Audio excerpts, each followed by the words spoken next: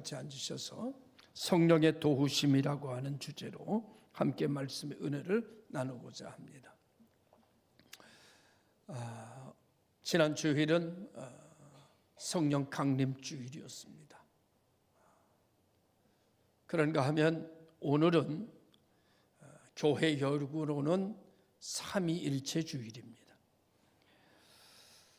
우리는 여호와 하나님을 믿습니다. 한 분의 하나님을 믿는 거죠. 이 한 분은 삼위를 가지고 계시는데 성부와 성자와 성령의 위격을 가지시고 역사하십니다. 위격이 세 가지라고 해서 하나님이 세 분이 아니라 이분은 한 분의 하나님이신데 세 위격을 가지고 계시는 것뿐입니다. 성부 하나님의 역할은 계획하는 역할이라고 한다면 성자 하나님의 역할은 그 계획을 성취하시는 역할이고 성령 하나님의 역할은 성취된 그 역사를 우리들에게 적용시키시는 역할을 성령께서 하시는 일이다. 그래서 우리가 구원 얻는 데에는 삼위일체 하나님의 관여하심으로 말미암아 우리의 구원이 이루어진다. 이렇게 볼 수 있죠.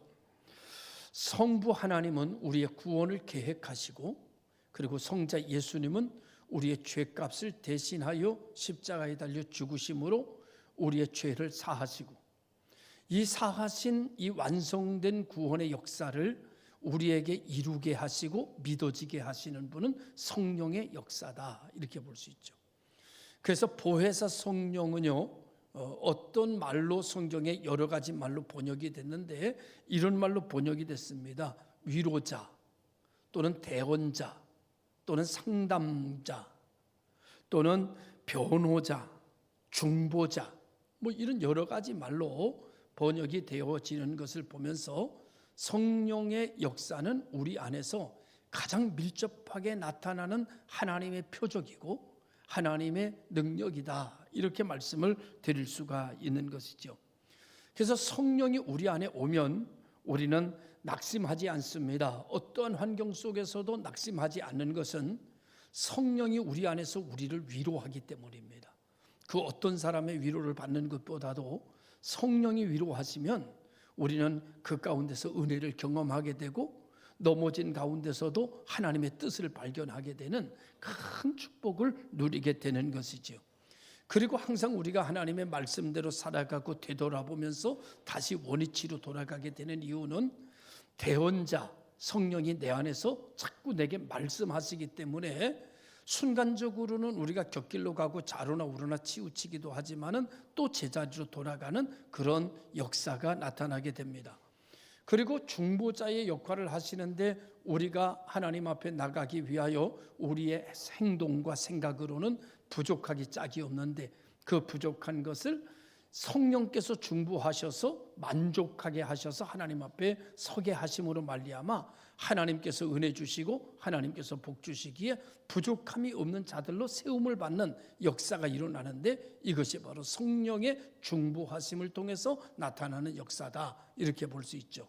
그러니까 우리의 행위나 우리의 생각 가지고는 하나님의 뜻을 받아들일 수가 없지만 성령이 채우심을 통해서 하나님 앞에 나아갈 때 하나님 보실 때 우리는 죄인이 아니라 하나님 보실 때 우리는 의인 중에 의인으로 하나님 앞에 비춰지기 때문에 그래서 하나님께서 우리의 기도를 들어주시고 우리에게 은혜 주시고 우리에게 능력을 더해 주시고 영원토록 우리를 지켜주시면서 말씀하시기를 너희는 천하보다 귀하다 이렇게 말씀해 주시고 너를 지명하여 불렀나니 너는 내 것이다 이렇게 선포하시는 이유가 우리가 죄 가운데 있는 것이 아니라 예수 십자가의 보혈로 정결한 가운데 의롭다함을 얻었기 때문에 나타나는 현상들이다 이렇게 말씀을 드릴 수가 있는 거죠.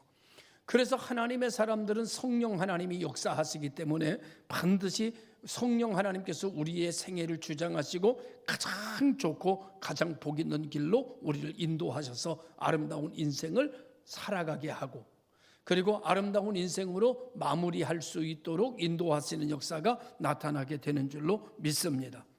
우리가 모든 것을 계획하여서 삶을 사는 것 같아도 사실은 성령의 도우심으로 우리가 살아가는 것이고 우리가 결단하고 믿음으로 신앙을 지키는 것 같아도 사실은 성령이 역사하셔서 믿음을 순간순간 지켜나갈 수 있게 되는 줄로 믿습니다. 우리의 행위대로 하나님이 심판하신다고 하면 오늘 이 자리에 설 수 있는 사람이 그리 많지 않을 것입니다. 아니, 절대적으로 없는 것이지요. 그러나 여러분, 성령께서 우리를 위하여 말할 수 없는 탄식으로 기도하심으로 우리의 죄가 주홍같이 붉은 죄가 흰눈보다 더 희어지게 되고 먹보다 더 검은 죄가 양털같이 되는 역사가 일어나게 되는데, 이런 것들은 영적으로 나타나는 현상이기 때문에 우리가 경험되지 않지만 사실로 일어나는 영적인 사역이다, 이렇게 볼 수가 있게 되는 것입니다. 그래서 하나님의 태초의 구원의 역사가 우리에게 이루어지게 되고, 그래서 우리를 성령으로 말미암아 역사하시고 우리가 그 성령의 역사에 응답하게 하심으로 말미암아 오늘 우리가 하나님의 자녀로 칭함을 받게 되었다, 이렇게 볼 수 있죠. 그래서 종국에는 우리의 육체까지도 구속하시고 영화롭게 하신다는 말씀을 보면 우리의 육체도 가치 있는 육체로, 무가치한 육체가 가치 있는 육체로 바뀌어졌음을 성경은 우리에게 고백하고 있는 모습을 보게 됩니다.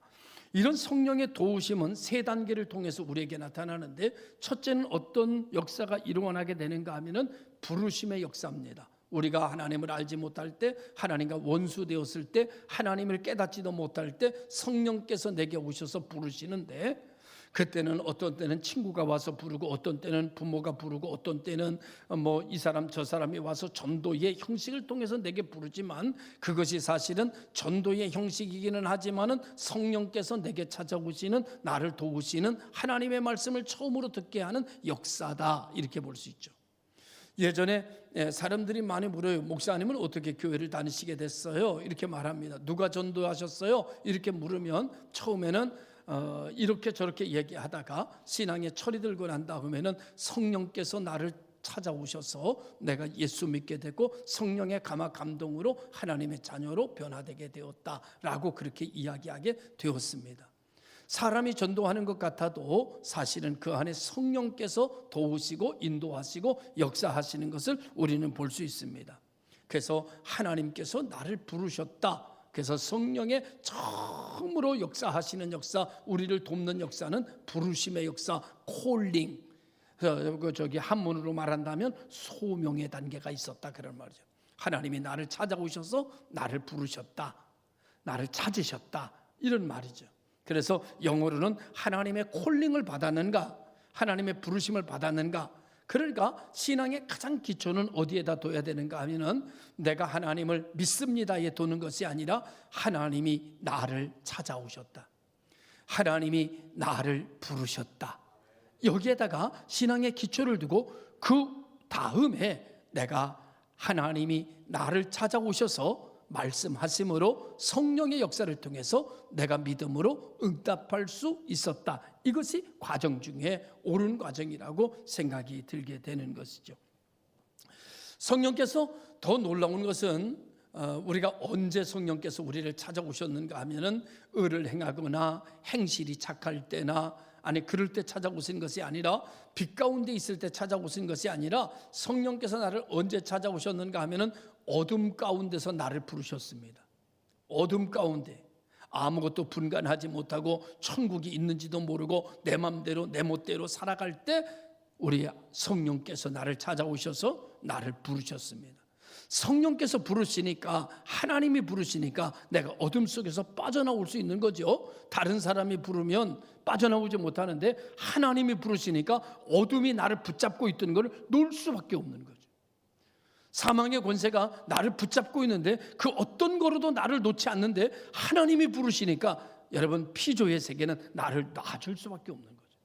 그래서 내가 하나님 앞에 나아갈 수 있고 하나님의 소명에 응답할 수 있게 되었다. 이 놀라운 사실이죠.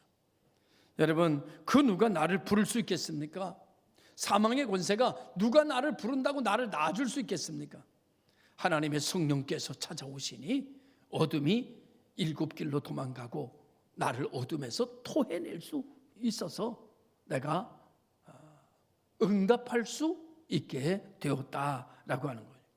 두 번째로는 내가 어떤 상태에 있을 때 불러주시는가 하면은 수고하고 무거운 짐을 지고 일어나지도 못하고 허덕댈 때 주님께서 나를 부르시는 거죠. 그리고 내 멍에를 메라. 그리고 당신의 멍에를 내게 내어주신 거죠. 그래서 오늘 우리가 수고하고 무거운 짐에서 벗어날 수 있었던 것인데 그 수고하고 무거운 짐을 성경은 뭐라고 말하는가 하면 죄짐이라고 말합니다. 죄짐을 지고서 고나거든 이렇게 말합니다. 죄짐을 지고 일어나지 못할 때, 죄짐을 지고 숨쉬지 못할 때 그때 성령께서 찾아오셔서 나를 콜링하신 거죠. 부르신 거죠. 그러니까 죄짐이 나를 누르고 있는데 하나님이 부르시니까 이 죄짐이 나를 누를 수가 없게 된 겁니다. 그래서 오늘 우리가 하나님 앞에 응답할 수 있게 된 것이죠. 세 번째로는 하나님께서 나를 부르시는데 모든 사람들에게 말하기를 나한테 올 사람 마음대로 와라 이렇게 부르신 게 아니라는 거예요.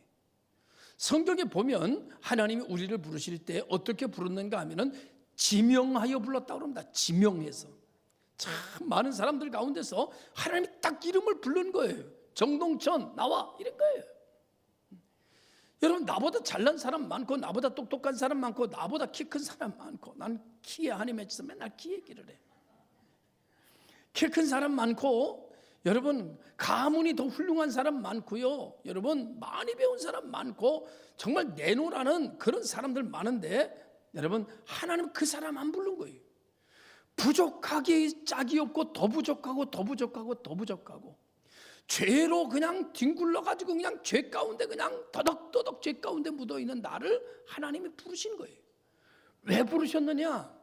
하나님은 나를 씻기실 수 있으니까 부르신 거예요. 하나님은 나를 채우실 수 있으니까 부르신 거예요. 하나님은 나에게 지혜를 줄 수 있으니까 부른 거예요. 세상 사람들은요 그런 사람 안 부릅니다. 왜냐고 하면 똑똑한 사람 부릅니다. 자기가 똑똑하지 않으니까 똑똑한 사람 불러서 부족한 부분을 보충하려고 부릅니다. 세상에 직장에 들어가려고 이력서를 내면은요 여러분 좋은 대학 나온 사람 출입니다.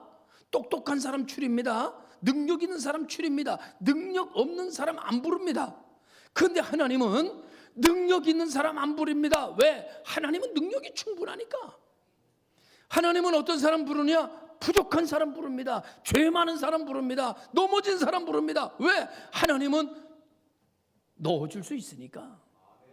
하나님은 채워줄 수 있으니까. 하나님은 세워줄 수 있으니까. 하나님이 도움을 받는 것이 아니라 하나님이 도와줄 수 있는 사람을 부르는데 그 사람이 바로 여러분과 나다는 거죠. 그러니 하나님의 은혜가 백골난망.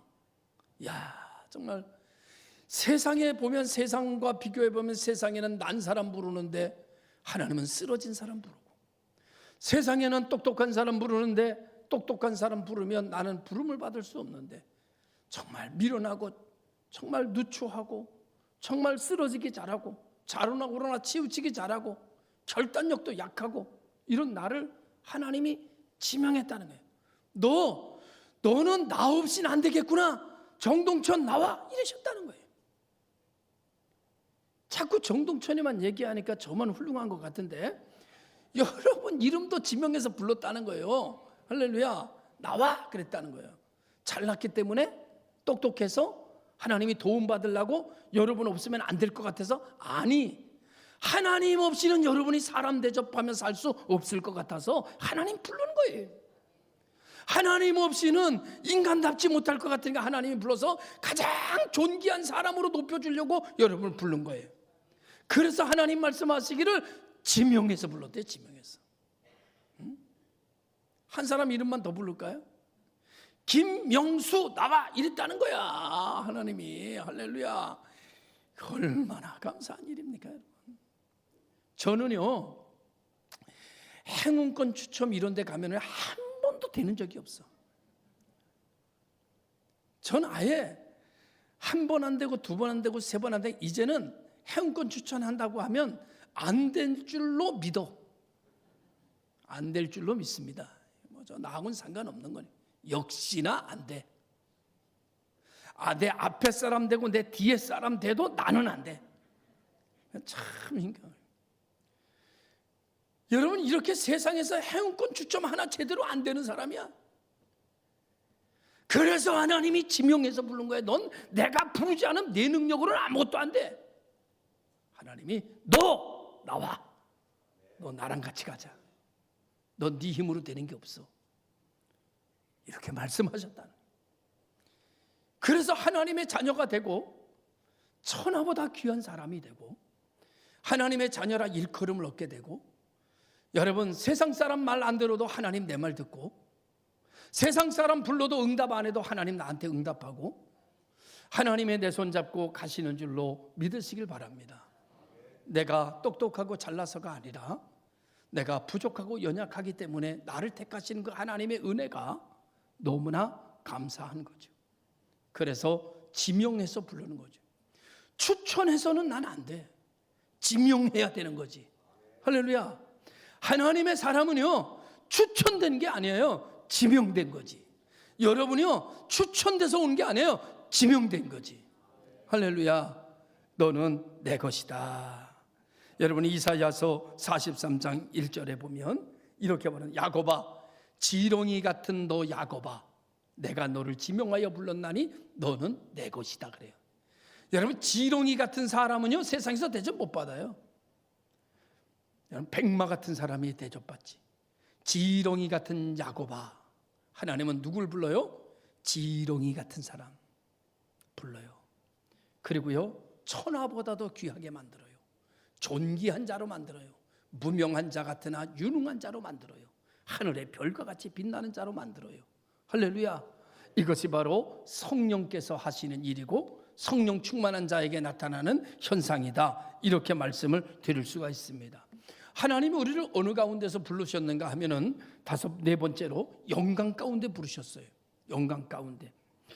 성경 구절을 읽어드릴 수 있는데 시간이 많이 가기 때문에, 그러나 제가 준비해가지고 왔으니까 그냥 하나만 읽어보면, 베드로후서 1장 3절의 말씀을 보면, 그의 신기한 능력으로 생명과 경건에 속한 모든 것을 우리에게 주셨으니 이는 자기의 영광과 덕으로서 우리를 부르신 자를 알므로 말리암음이라.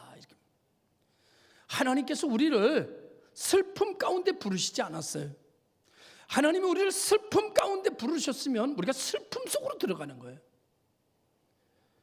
하나님이 넘어진 가운데서 우리를 부르시면 우리는 넘어진 대로 들어가는 거예요.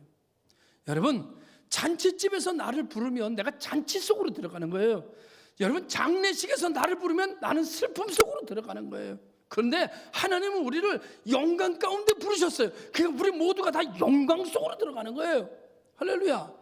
영광 속으로 들어가는 거예요. 다 우리 하나님이 어디서 부르는, 영광 가운데 부르시니까 우리가 약한 자도 강한 자도 많이 배운 자도 나이 먹은 자도 젊은 자도 다 하나님이 부르신 자는 어디로 들어가? 영광 속으로 들어가요. 영광 속으로. 그러니 얼마나 감사한 일이에요. 이 일을 누가 하시느냐? 이 일을 성령이 하시는 일이라는 거예요. 성령의 감화 감동을 통하여 하시는 일이다. 이래서 하나님이 우리를 이런 가운데서 우리를 콜링하셨다, 부르셨다. 그래서 우리는 이렇게 묻습니다. 하나님의 부르심을 받으셨습니까? 예, 저는 하나님의 콜링을 받았습니다. 여기에 왜 왔느냐? 하나님이 부르셔서 왔습니다. 당신은 여기에 못 들어갑니다. 아니요, 나는 하나님이 부르셨습니다. 내가 그냥 오고 싶어 온 게 아니라 하나님이 부르셨기에 내가 오늘 11시 예배에 왔습니다. 나는 하나님의 부르심을 받았기에 들어갈 자격이 있습니다. 할렐루야. 이렇게 하나님이 부르신 사람들을 어떤 두 번째로 어떻게 도우시는가 하면 중생으로 도우신다, 이렇게 볼 수 있어요. 중생.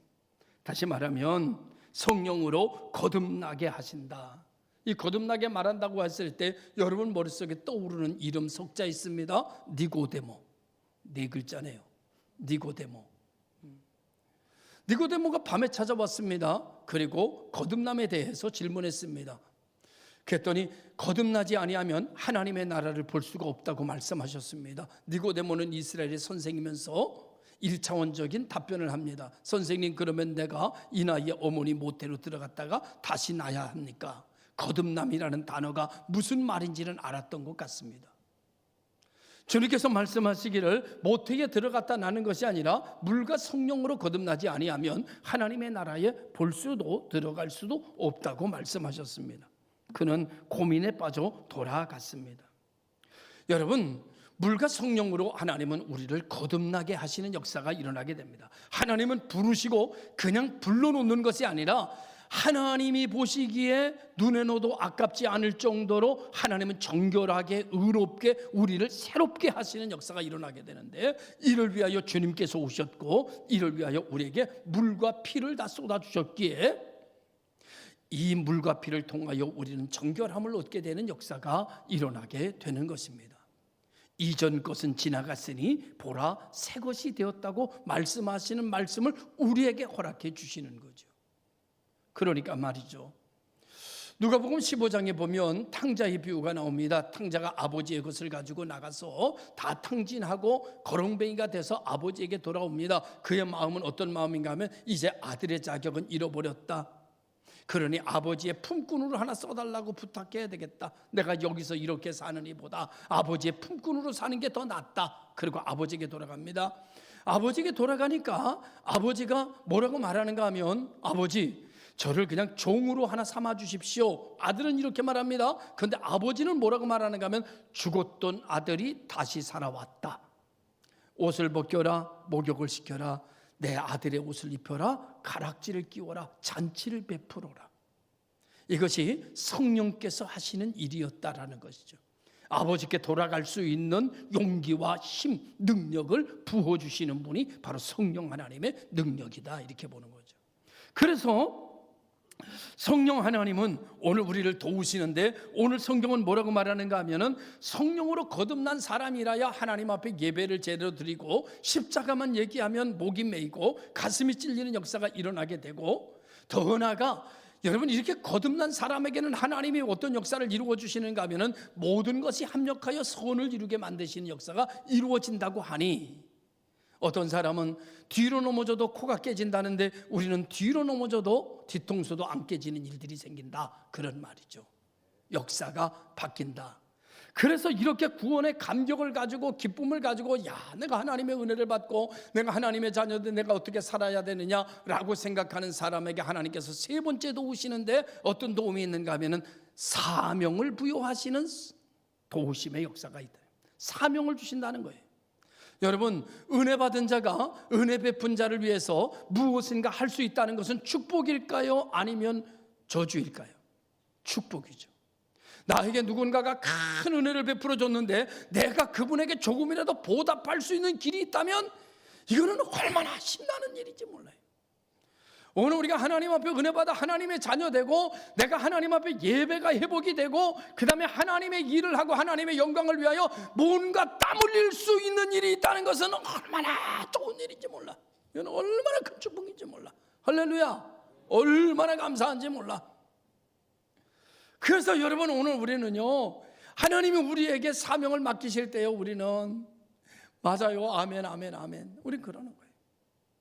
하나님의 말씀을 전할 때에 여러분, 하나님은 여러분을 사랑하셨습니다. 여러분의 죄를 깨끗하게 씻어주셨습니다. 그러면은 여러분들이 똑같이 맞아, 나도 하나님의 은혜를 받았지. 내 죄도 주님의 십자가의 보혈로 나도 씻김을 받아서 오늘 내가 이 자리에 온 게 하나님의 부르심 때문이구나. 아멘, 맞아요. 그래요, 맞아요. 말씀을 들으면서 맞다 개보린이 아니고 맞다. 맞아, 정말 하나님 내게 은혜 주셨지. 그래, 나도 하나님 때문에 살았어. 이렇게 여러분, 공감의 역사가 막 일어나게 되는데, 이 공감의 역사를 맞다 그럴 수가 없으니까 성경에 뭐라고 말하는가 하면 아멘, 이렇게 하네요. 그래서 말씀을 드리면서 맞다, 나도 그래, 맞아, 나도 그렇게 살아야지, 맞아, 하나님 나에게도 은혜 주셨어, 맞다를 아멘.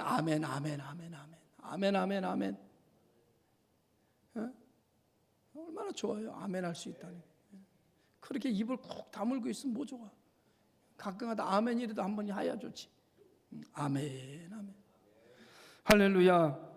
그래서 하나님께서 우리에게 사명이라고 하는 것을 우리에게 주시는데, 이것은 큰 축복인데, 사명이라는 말은 어떤 뜻인가 하면은 이런 뜻이 있습니다. 임명받았다. 내가 하나님으로부터 목사로 임명받았다. 지명받았다. 허락받았다. 뭐 이런 여러 가지 뜻이 있겠죠. 그리고 하나님의 파견자, 하나님의 사역자, 뭐 이런 여러 가지 뜻을 가지고 사명이라는 말을 표현할 수 있으리라고 봅니다. 계시록 2장 10절의 말씀에 성경에 보면 내가 죽도록 충성하라 그리하면 생명의 면류관을 주리라. 여러분 사도행전 20장 24절에 보면은 나의 달려갈 길을 다 달려가고 내가 힘을 다해서 주를 위해서 살았으니 이제 이후로는 생명의 면류관이 예비되었다라고 고백하는 사도 바울의 고백을 우리는 들을 수가 있는 것이죠. 여러분에게는 어떤 사명이 있습니까? 그 사명이 한숨입니까? 즐거움입니까? 내가 주를 위해 살 수 있다는 것, 주를 위해 살아야 한다는 것, 주의 영광을 위해 내가 걸어가야 한다는 것은 나에게 둘도 없는 큰 축복이며 이것은 행운으로 찾아온 것이 아니라 지명을 통해서 온 것이라는 사실을 우리가 깨달을 때 하나님은 부족한 분이 아닙니다. 하나님은 완전하신 분입니다. 세상 사람들은 부족하기 때문에 자기의 부족을 채울 사람을 찾는다고 그랬습니다. 그러나 하나님은 완전하시기 때문에 채워줘야 할 사람들을 찾는데 그 사람들이 오늘 우리들이라는 것이죠. 시절을 쫓아 열매를 맺으며 믿음 안에서 그 잎사귀가 마르지 않는 역사로 나타내 주실 분은 오직 하나님 한 분밖에는 없는 것이죠. 내 셈이 멈추지 않게 하실 수 있는 분은 오직 셈을 만드신 창조주 하나님밖에는 없는 줄로 믿습니다. 오늘 우리가 하나님의 일을 감당하면서 기쁨으로 찬송하면서 걸어가는 여러분 되시기를 주의 이름으로 축원합니다. 제가요 목회하면서 지금 한 35년 넘어가는 것 같은데 제가 목회하면서 이 목회길을 좀 그만해야 되겠다 이런 생각을 먹은 적이 있을까요, 없을까요? 왜 없겠습니까? 이 길이 그렇게 쉬운 길이 아닌데 여러분 그런 마음 먹은 적이 있었습니다. 그런데 왜 지금도 이 자리에 있을까요? 제가 이런 생각했어요. 그때 내가 뭘 해먹고 살면 뭐 살 길이 없겠나. 사람들이 다 봐도 목사님은 사업해도 잘할 것 같다라고 그러던데 내가 뭘 해도 뭐 먹고야 살겠지.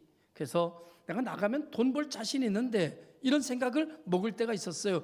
여러분 목회에 시험이 드니까 목회만 안 하면 뭐든지 다 잘할 것 같더라고 생각이. 이게 시험 든 사람이 드는 생각이죠. 그래서 그런 생각이 들었어요. 그만둘까? 그래도 그만두지 않은 이유가 있어요. 여기까지 온 이유가. 그것이 딱 하나예요. 돈을 많이 벌고 세상에서 명예를 얻고 갖고 싶은 거 다 가져도요. 지금 이 길에서 멈추고 죽음을 딱 맞이하게 되면 후회할 것 같더라고요. 이렇게 죽을 거 그냥 하나님 일 하다가 그냥 살걸. 그때 그만두지 말걸. 아무리 세상에서 출세해도 하나님 일 거절하고 목회길 거절하고 이 길에서 떠나가는 게 죽을 때 후회할 것 같더라고. 힘들고 어렵고 뭐 별거 아니래도 끝까지 이 길을 지켜가야 죽을 때 그래도 내가 잘 살았다 그럴 것 같더라고. 하나님이 맡겨준 하나님이 임명한 길에서 사는 길이 성공하는 길이고 축복받는 길이고 잘 산 길이고 면류관 받는 길인 줄로 믿어.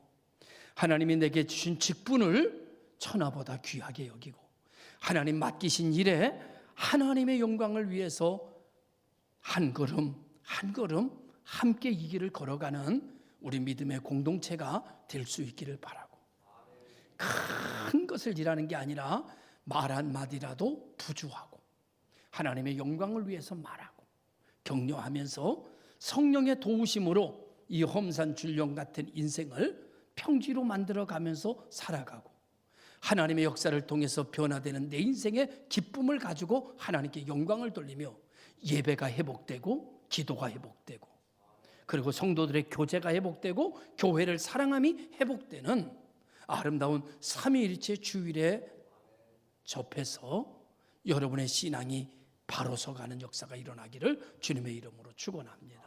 기도하겠습니다.